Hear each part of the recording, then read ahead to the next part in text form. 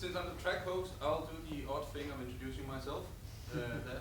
So I'll step out here, introduce myself.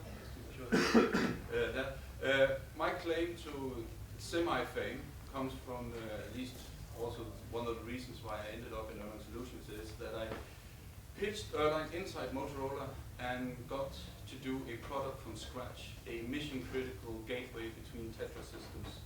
So whenever, it's not running out here, so you can be safe when you go out in the street. The police are using a Tetra system here in London, and that's made by me and my colleagues.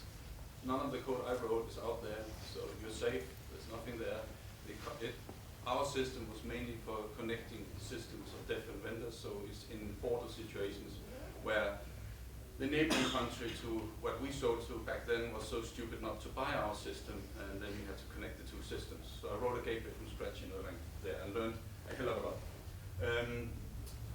But today I'm going to talk to you about something which is out of my normal space, because normally I'm talking about Erlang and how great it is, and I'm running around with my little Erlang priest thing and my emotions on the outside of my things. And today the emotions will be outside for different reasons, because I don't know if this is bogus or if this is the coolest thing since sliced bread. So I'm going to run into that. And normally, most of my talks are related to some sort of business thing, where you have this thing where the technology adaptation lifestyle has these, you have technology enthusiasts out here in the beginning, you know the guys, those are the ones that have tons of hardware on their table. Every time they see something new, they break it apart there. Then you have the visionaries, they can see that these technology enthusiasts, they're onto something, and they can see that they can leapfrog their career by picking up these things. And then you have the pragmatist people, these are the ones that make most big operations work there, and they just make sure that you don't have too much disruption, things are running, and life is good there. Then you have the conservatives, these are probably little stubborn into picking up technology, they will only do it when everybody else is doing it. And then you have the laggards, which means they will never touch technology unless they have a gun. Sorry to interrupt again. Oh, Can you use the microphone, please? Yes, that's Is it on? It is on. Sorry about that. So anyway, we're not going to repeat this. Anyway, so normally, and then you have these issues with this model, is that there's a little crack here between these two first segments, because if the technology is not really useful for anything, you can't get the visionaries to pick it up. They want something that can leapfrog their career. And then here between pragmatist and conservative, if you can't make it really easy to use the technology, and I mean dead easy, you're not going to get past there. And then you have the big problem with this, the chasm where technologies die. This is, if you want to go to and see this happening, go to Silicon Valley and you'll see a lot of companies pedaling along and then they die down in the chasm. And one of the things I normally talk about is how Erlang is somewhere in the chasm and we're trying to get pragmatics people to pick it up. But today, I'm going to the other end of the curve. I'm out here. We're talking about something that is rough on the edges, bloody rough there, and it's about a new idea. So I'm presenting it here to hope that some of you will say, hey, wait a minute, we would like to work with you and further this idea and take it forward. So, and to put into some kind of context, we all love this. You get your free lunch, we get the happy smile.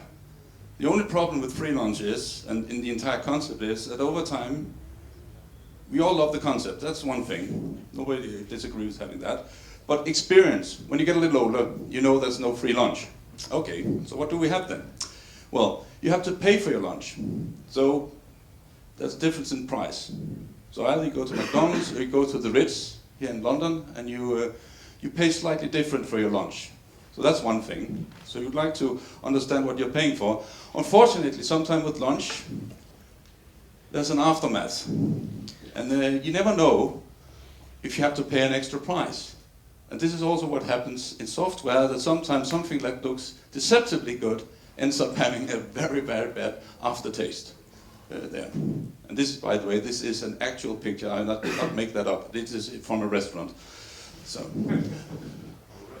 yeah, it's a very serious restaurant. So, anyway, so in software, in the software launcher there, we have a silver bullet. So, and this is a software slang for free lunch. It's also used to kill vampires. I don't know if the two things are related there. But this driver, this urge to have something that's slightly free, or at least not as expensive as other things, this drives the creation of new languages. And the context for this is that you have software you need to do using whatever technology and mix of technologies you have to do, and it's modeled and driven by what's in your legacy, what hardware are you given to do it on, what are the requirements, and what's the competition. And we have to have the competition in here, because basically if we aren't doing anything that can deal with the competition and make us money, we're doing something that's called research. And that's all very good, but you want to make money there. So the thing is that the context, the world moves, so the context for whatever software you need to do changes all the time. So you need to follow suit with this in order to have any chance of surviving and still make money at the end of the day. It's the same thing for us. We've talked, heard keynotes about here, that we will go out of existence if we don't move along. It happens for us as well. We have to move along. New software, new things, everything changes. We have to do something to survive. And if you take the business hat on, then each of these contexts, that's a market segment out there for you to conquer. The only thing that has to make sense is that the market segment has to be good, big enough for you to make enough money to make a living. Otherwise, it's just a little niche. Then another theme that has been rolling in Code Mesh, and last year when it was called Tech Mesh, is that we want to have the right tool for the job. So we're coming here, we're preaching our different religions. I'm an Erlanger, so I run around being an Erlang priest. Some people are here, they're into Clojure, they preach a bit of Clojure church there. And we sort of go along and say, yes, you should always use the right tool for the job, and that's the way we can coexist as religions and not get into big fights all the time. So basically, this is a nice concept there, and we can always say, oh, you should just use the right tool for the job. Yeah, excellent, yeah. So, then comes into something, then I get practical. How many tools can you use? That's a good question. So how many of you uses more than 5 different languages on a regular basis? Good, 0. So how many can you use effectively? Sorry? What's the question? No. But feel free to interrupt me. I think we can get the microphone around. Anyway, so, and effectively, that's a key point here. If you're dabbling around, again, if you're in academia, you can spread yourself out over 10 languages, because whatever next language comes around that can drive another article that make you some claim to fame, and you can get that done. You do that. When you're running a business on a day-to-day basis, there'll be some pointy head boss somewhere asking for something to be delivered on time so we can make money. So this efficiency in picking up things is very important. Now, along with this comes learning cost. If I have to learn 5 different languages to be effective, really effective in my job, there's a lot of learning cost into it. And then every time I go from one technology to another, there's a switching cost. Unless these things are exactly the same thing, there's going to be a mental shift in your brain. And that has a cost there. Now, pain, yeah, oddly to speak about, but pain is equal to the willingness to change. So if you're not experiencing enough pain, and if there's not enough money into it, you're not going to change. So these things play into this nice concept. Now comes the painful slide for me as an Erlang priest. First of all, I'll talk to you about Erlang and the domain it comes from, being an Erlang priest. It's made for concurrency, which is good. It's hot, buzzworthy. It has a tendency to address low latency situations very well. Everything is good. It's also good for doing resilience. Yeah. And then when Erlang fits to a problem, you actually get into, you have high productivity, you have happy coders that yanks away at the keyboard producing wonderful solutions, and everybody's happy, and you have a very short time to market because the turnaround is very fast. Everybody's happy. The only problem is, this was a sad slide, it's not perfect for everything. And as an Erlang priest, sometimes it's hard to accept that. But then, as a guy that also has a business hat, this is also important to realize, because if you're forcing the wrong tool for the wrong job, or whatever that sentence is, then you're going to end up in a very bad place. And this is why we've been looking at something we call ICE, is Intentional Computing Engine. So the Erlang VM was designed for concurrency. Any sort of parallelism is an afterthought that came bolted onto the language and the ecosystem. And there are no real low-level optimizations in Erlang. So that gives you a few challenges. Now, how do we do this ICE thing? Well, we say we create a declarative programs with latent parallelism. Not explicit, latent parallelism. There's something in the program that is where you have a chance to do parallelism. Then it's based on something on translucid there. And that's a language that originated out of some serious research back in the 70s. Yeah, I'm sorry, I didn't have one of the big colored shirts here. So I'm just doing the Cantona thing to lay loose here. But it goes all the way back to the 70s. And one of the things is, they've been researching on this, all of this, and it was only last year that they solved one of the few quirks in this language, semantic-wise, to come into something that will be slightly efficient. And what we also do is that we want to tweak data structures to get scalable performance. So these are things that are somewhat different to what Erlang is doing, but we build it on top of the Erlang VM because it's a nice language with all the processes, and we need a lot of processes in this. There. Now, this is another thing I've taken away from a few management classes, is that if you don't carry on and having a two-dimensional graph in a presentation, it's not a real presentation. So now I'm squeezing it in. So down here in the corner, we have imperative sequential programming in C. Perfect, that's all good. Then somebody got smart and said we can do something better, or different at least, declarative by SML, OCaml, and that type of languages. And then people wanted to also have to deal with parallelism, and then you have things like pthread, Silk, OpenMP, and a lot of others over the imperative side that allows you to deal with parallelism by mongling around with a ton of threads. All very fun, but it requires some mongling. Then we have Erlang. Erlang is also in this explicit parallelism. Every time you need to do something, you need to spawn off a process. Similar concepts in parallel Haskell, so you need to do a par or fork and things like that to do it. And then an add-on has been made to Erlang. It's a library, Scala, which are patterns of parallel computation. But again, it's all about being explicit about the parallelism in the problem. And where we want to be, and you can see where we left room for something up at the top right-hand corner, is implicit parallelism. This is where we want to be with this language. We want to write programs, and you don't have to worry about the parallelism. It'll come for free. Almost for free, because there's no free lunch. Yeah. So, and this is where we have this, Erlang is coming, game of threads, you spawn or you die. And the thing is, if you do this today in Erlang, you need to play the game of threads. The game of threads is all about managing and starting and controlling and merging threads or processes in Erlang. It's a game you need to play if you want to succeed in this. The problem, as you probably know, because this is where Rob, what's his name? Rob something there, from the north, in Game of Thrones there. If you know how to play the game of threads, you can survive. If you don't know how to do it, you will be killed. And I put myself up here, I don't want to play this game. I don't want to be killed someday. I want something else. So this is some of the things, and then let's say what we have done.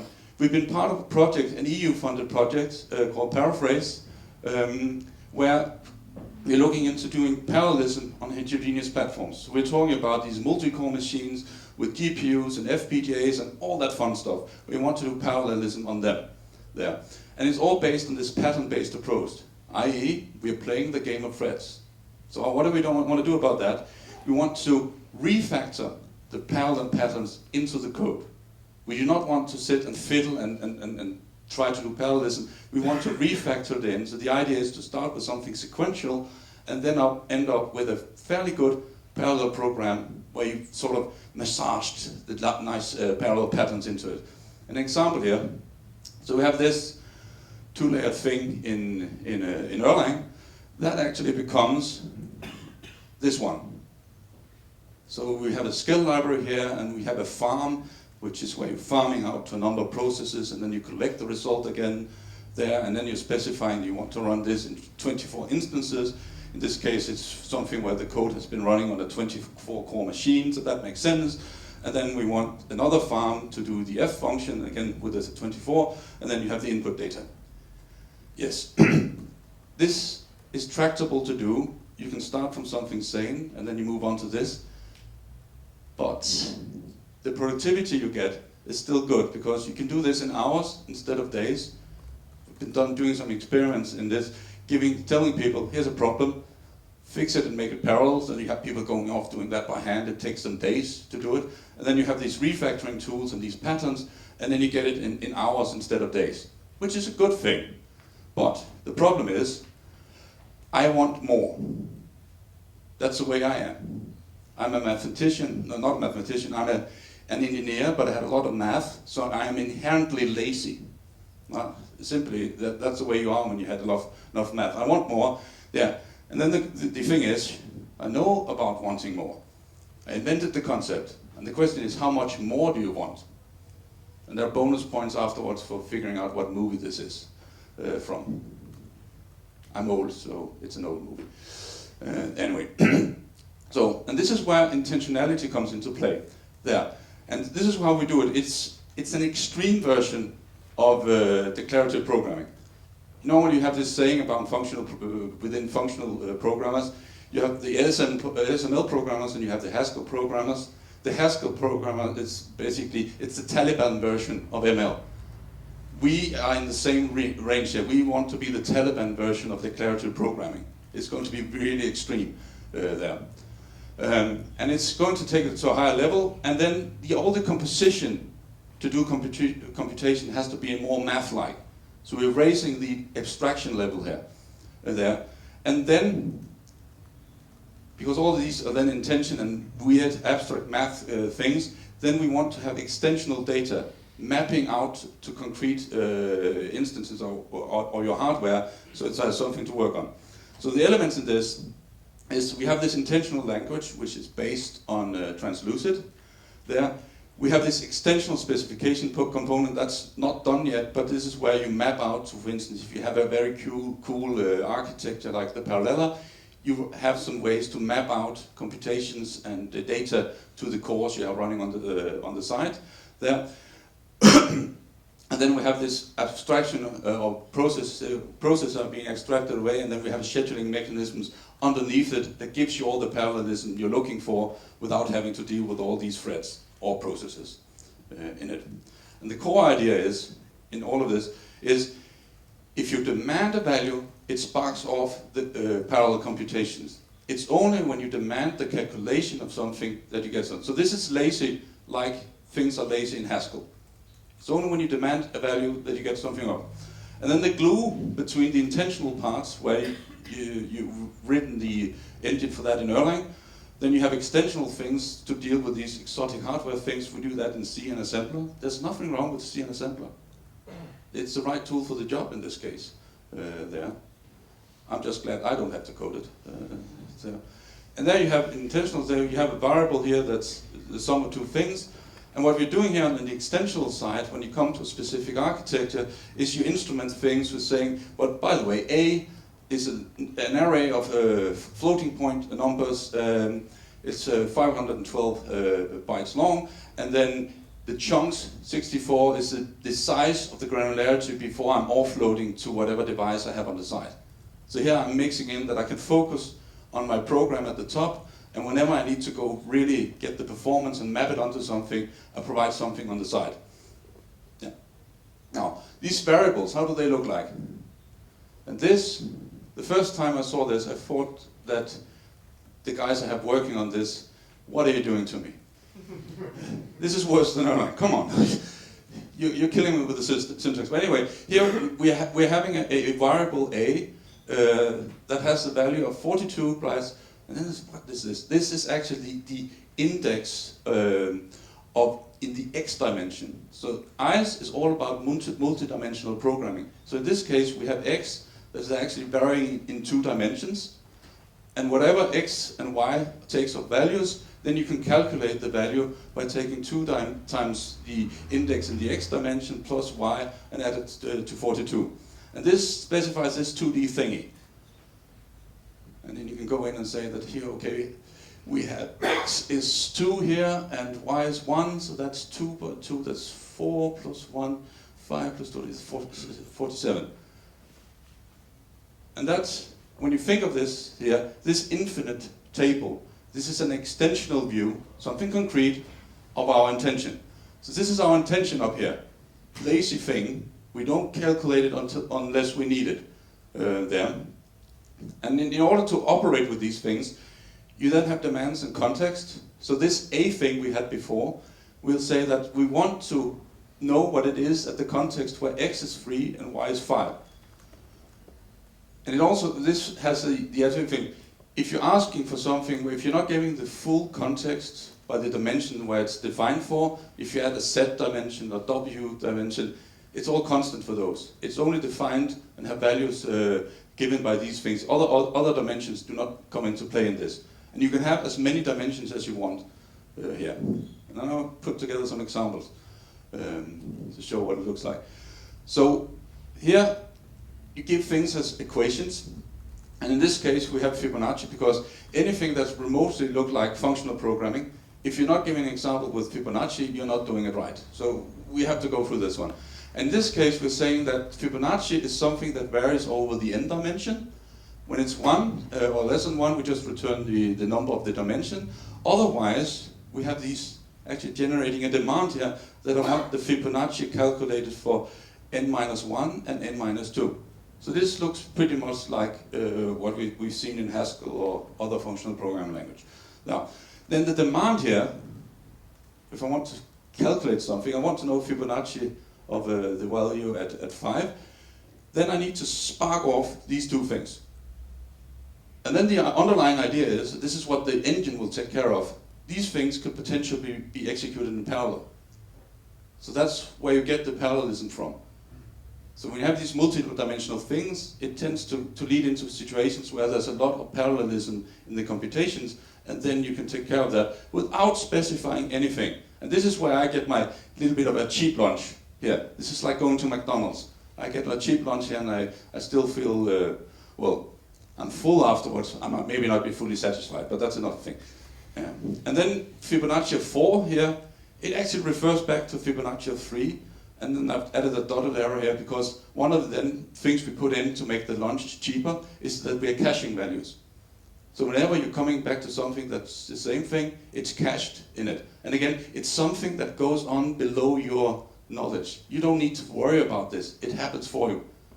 Cheaper lunch. Yeah. And then, of course, for 4, you also need to have Fibonacci of n2. And that goes then 1, and then 0, boom, boom, boom, boom. And then it all unravels and returns the results. So this is very demand-driven.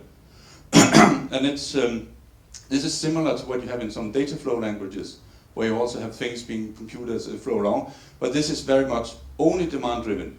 Unless you demand something, you can't get anything out of this. You have to specify demands, otherwise it's all lazy computations there. Now another example, and this is where it gets a little more there. So if you have 2 electrodes, and they have some potential, then you want to know, wait a minute, what's the field strength at this spot here? And then they're using something, the physicians are using something called the Placian Relaxation to do these calculations. And the equation for this is, and here we have a nice recursive one, if I'm at an electrode, so I'm having a point where I'm inside an electrode, then the field strength here is the potential of that electrode. Otherwise, it's followed in the time dimension, so we're iterating over a t dimension here.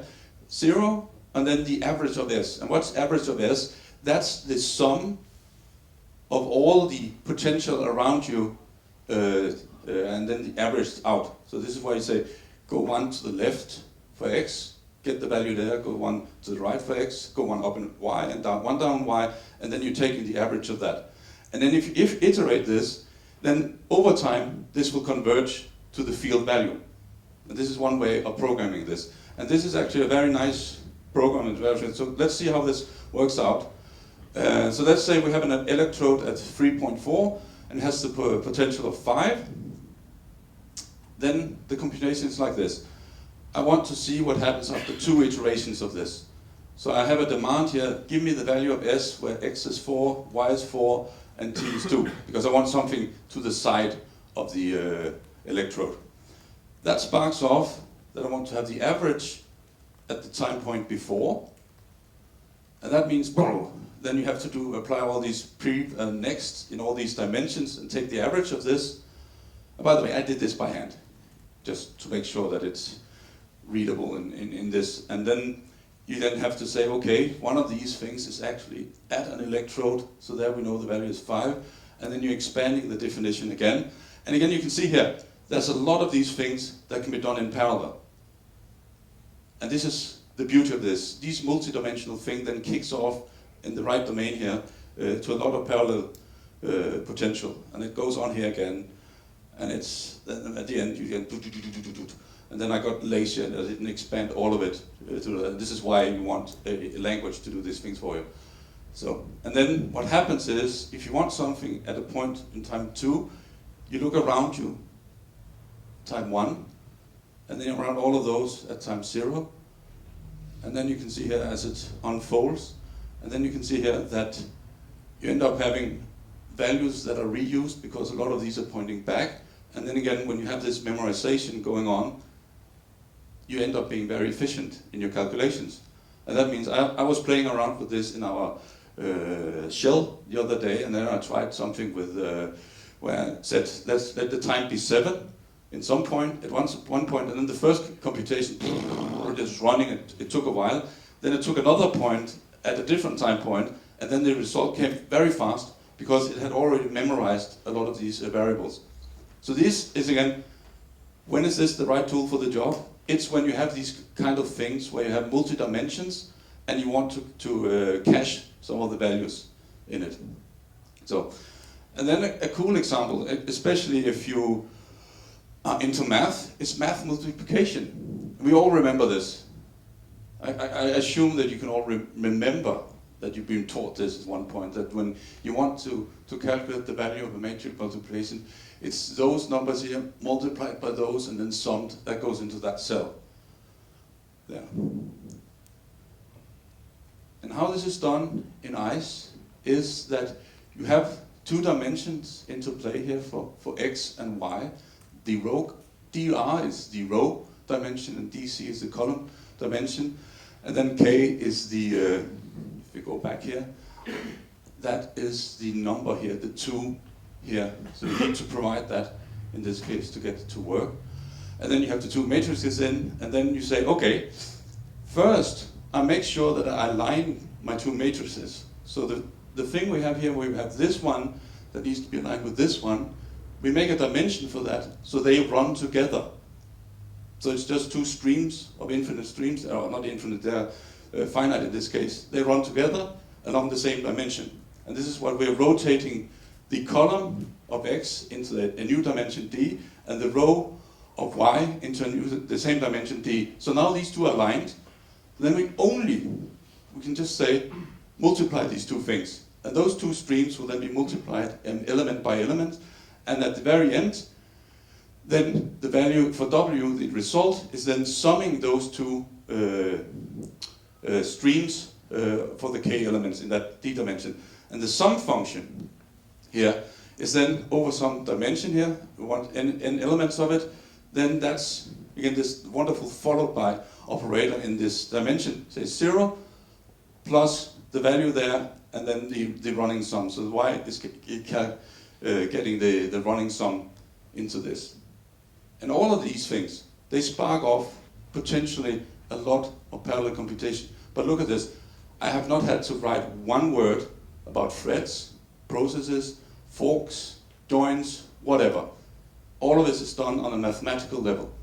And this is why some people that are into math, they kind of like this approach. Because you can focus on the algorithm and not go down to all this, the wonderful world of messing around with threads in order to get performance there. Okay. Then the status of where we are is that we have a scanner and parser that works. It's pretty solid and it's easy to add new things to it when we run into things. The evaluator, this thing that has to run all the semantics of the different rules in this language, is almost at alpha level. there, so that's a good step forward. Then we have a cache for memorization. That's at alpha level, and when I say alpha level in this, it works, but it's not efficient.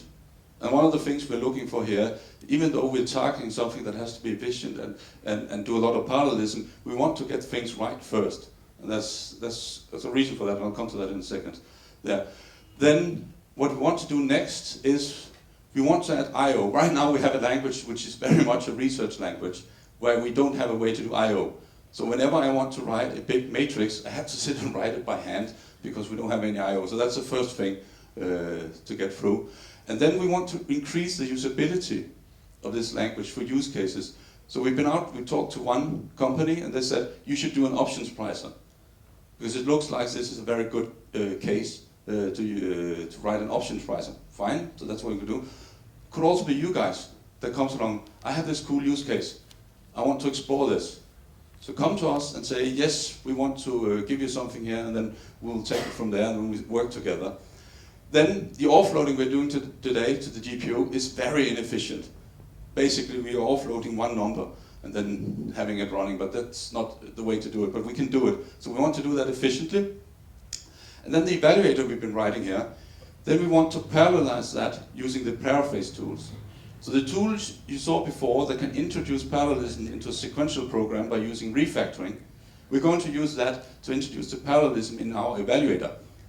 And that comes from the thinking that, yes, we need to do this parallel, the evaluator has to do all these things, but I don't want to sit and hand code it. These tools, the refactoring tools, has some value if you know what you're doing. And this is what we want to then exploit that and get that into our tool, and then you can start focusing about the math in your problems and not about the threads. So we're putting the burden of making sure that the parallelism and the performance in parallelism is taken by us in the ICE engine, and not as you by the programmers. You focus on the math and the core domain of your problem in it.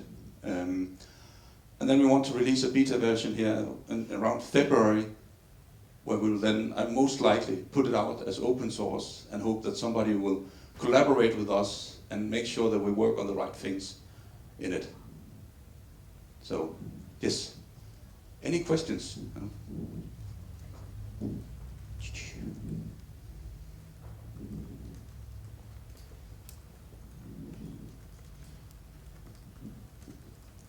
How do you calculate a price of the parallelization? So if you spawn too much stress underneath, you could harm your performance.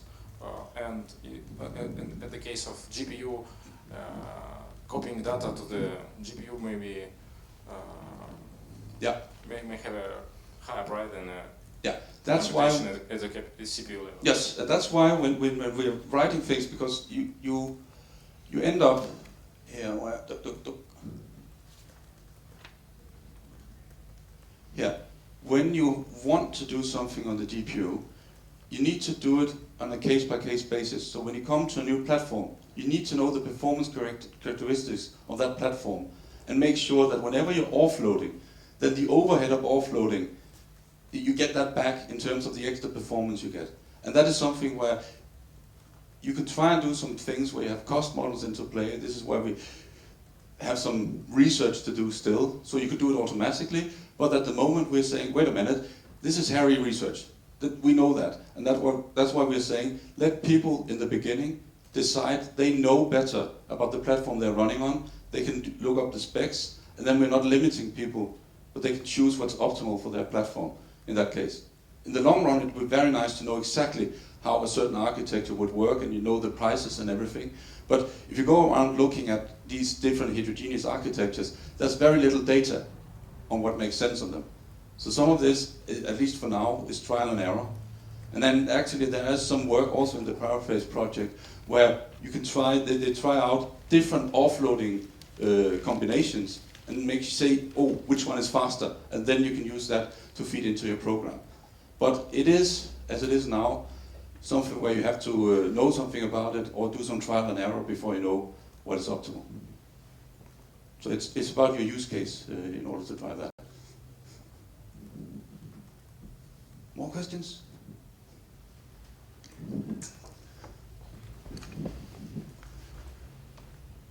Thanks. So if I understand correctly, the way you describe, for example, a matrix value that depends on the dimensions, basically it seems like the matrix value is a pure function of those dimensions. So, and if I understand correctly, the whole caching mechanism will be based on this assumption. So how will you deal with stateful data like I/O or randomized algorithms? Will you add some monadic things to this language? What's stateful value? So, for example, if you have I/O, you have side effects. You want a randomized algorithm that takes a random seed or something like that. It's not a pure function anymore. No. What will you do in this case? How will you handle it in ICE? In that case, you have to extend the language to get these random, for instance, random numbers in. And then you have to have a call out to something that generates those random numbers for you and turn that into a stream in the language. Because all variables have to be these arrays there. So you need to have something there, and then you generate a stream of these things. And that actually becomes slightly similar to what Greg was talking about, that you only have this stream of things, and then you progress along it and consume that stream of random numbers. But you need to call out to get that. So that needs to be bolted in like that.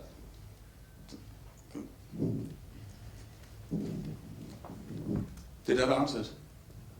More or less. More. I still, I'm not clear for me. For example, if you want to write out data, then you have the I/O state, which is a stream. So it comes in a dimension. So you have one value that uses the dimension at a given point. The next value, in the next expression, you want the next value of the dimension and things like that. How will it work? Okay. Maybe I'm not familiar. Okay, then I understand what it is. Okay, so when you want to print out these things, okay, get them out again, then you have to write an expression that runs over these dimensions in the proper way, and then those demands will be kicked off, and then in that case you run into the thing that you need to serialize this there, and then you need to have some synchronization points.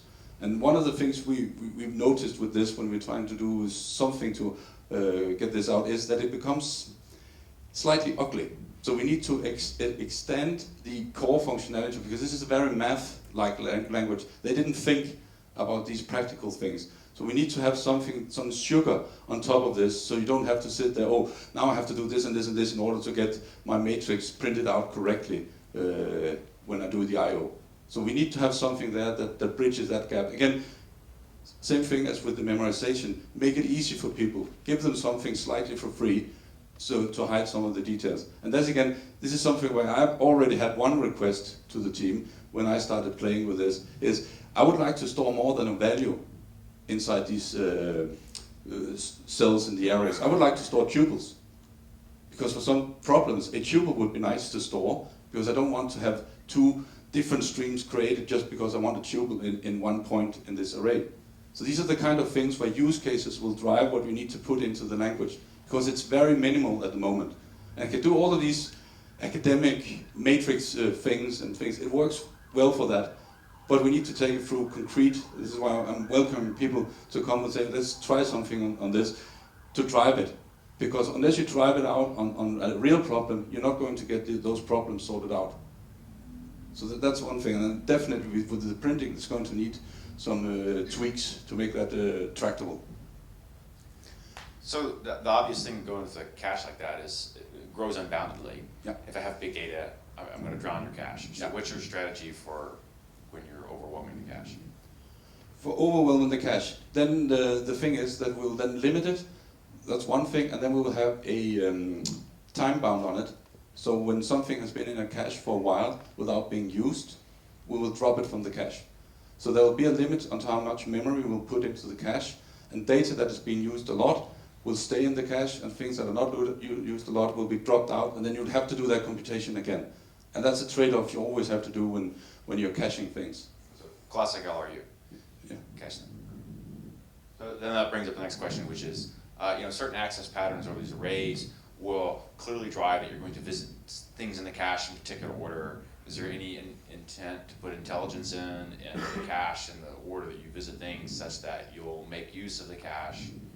Or, LRU, if you have a big data set, it's maximally decimal. actually, because you always throw out the thing you're just about to need Yeah. next. That is something where, for us, that is research, because we don't know about caches in the details of that. So this is also, again, why we would like to team up with people that have more experience on these kind of things. Because you're spot on with this, because you might as well throw out exactly the value you need every time and have to recompute it. So there's something here about what happens in the cache and what are the data dependencies, and then you have to look at your equations in your program to sort of figure out what's the optimal strategy for the problem I'm solving right now. And then again, you can see with this, we're not targeting here with ICE to be a general purpose language that will rule them all.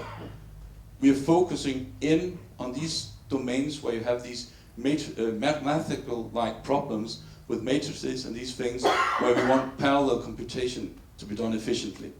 We see this as something that you have Erlang for your concurrency, and then you can put ICE on it for the parallelism if you have a number crunching problem. Because then we supplement Erlang. Because Erlang is not very good for number crunching. This could be good.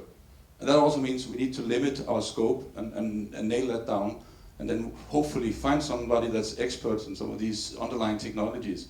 Because we can see that we have something here that supplements Erlang, we can run it on the VM, but there are certain aspects of this implementation it's hard research, and I'm pretty sure that there are people out there that knows a lot more about it.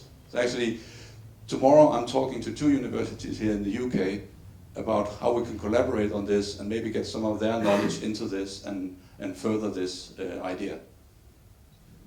Did that? Yeah. More questions?